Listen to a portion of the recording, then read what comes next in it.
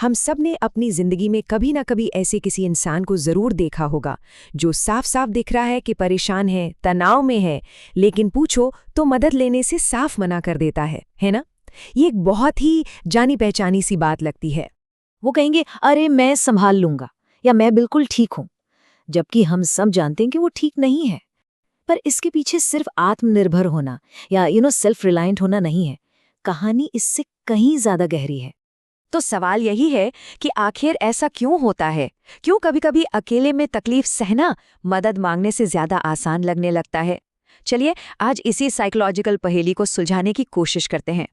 तो इस पहेली को समझने के लिए हम छह ऐसी साइकोलॉजिकल वजहों या सुरागों पर गौर करेंगे जो हमें बताते हैं कि लोग मदद मांगने से क्यों कतराते हैं। तो पहला सुराग क्या है, चलिए देखते हैं। सोचिए, कुछ लोगों का बचपन ऐसा होता है जहां उन्होंने ये सीख लिया होता है कि मदद की कोई गारंटी नहीं होती।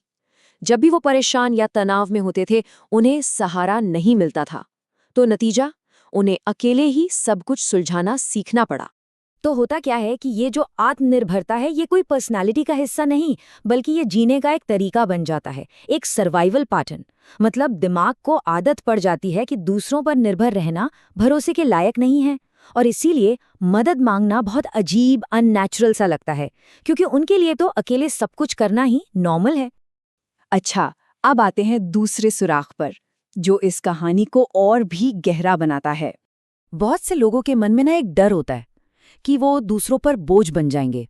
उन्हें लगता है कि उनकी परेशानियां इतनी ज्यादा हैं कि वो दूसरों को परेशान कर देंगी, उन्हें स्ट्रेस देंगी या उनके लिए मुसीबत बन जाएंगी।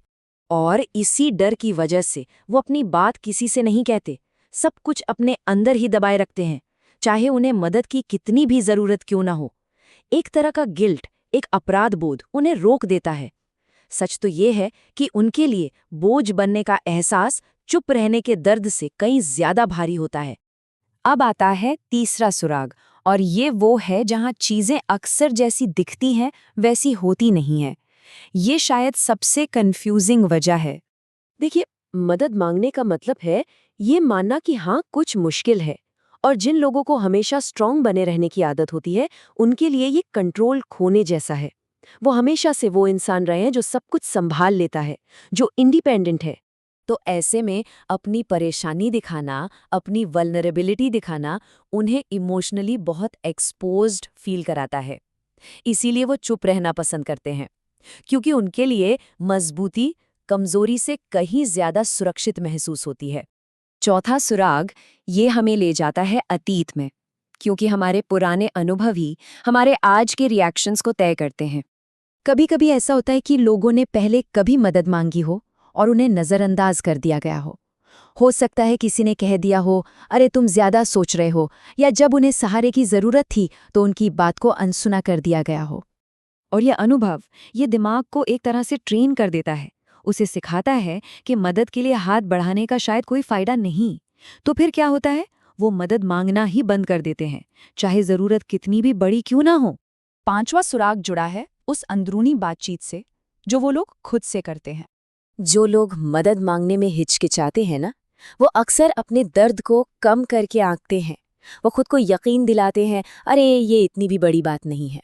और इसके ठीक बाद मन में एक और ख्याल आता है, दुनिया में लोगों को मुझसे भी बड़ी बड़ी परेशानियां हैं, और बस इस एक सोच से वो अपनी ही ज़रूरतों को जैसे अमान्य कर देते हैं। और जब किसी को अपना दर्द ही छोटा लगने लगे तो फिर उसके लिए मदद मांगना तो गैर ज़रूरी हो ही जाएगा, है ना। और अब आखिरी सुराग, ये शायद सबसे ज्यादा दिल को छूने वाला है। ये वो बात है जिसके बारे में ज्यादातर लोग खुलकर नहीं कहते। देखिए, सच ये है कि वो मदद चाहते हैं, उन्हें सहारे की जरूरत है, पर वो बस ये चाहते हैं कि कोई बिना पूछे ही उनकी तकलीफ को समझ ले, उसे देख ले, क्योंकि उनके लिए सीधे सीधे मदद मांगना चुपचाप दर्द सहने से भी ज्यादा मुश्किल होता है। तो ये सारे सुराग मिलकर हमें क्या तस्वीर दिखाते हैं? चलिए इस पूरी चुप्पी के पीछे की साइकोलॉजी को एक नए नजरिए से समझने की कोशिश करते हैं।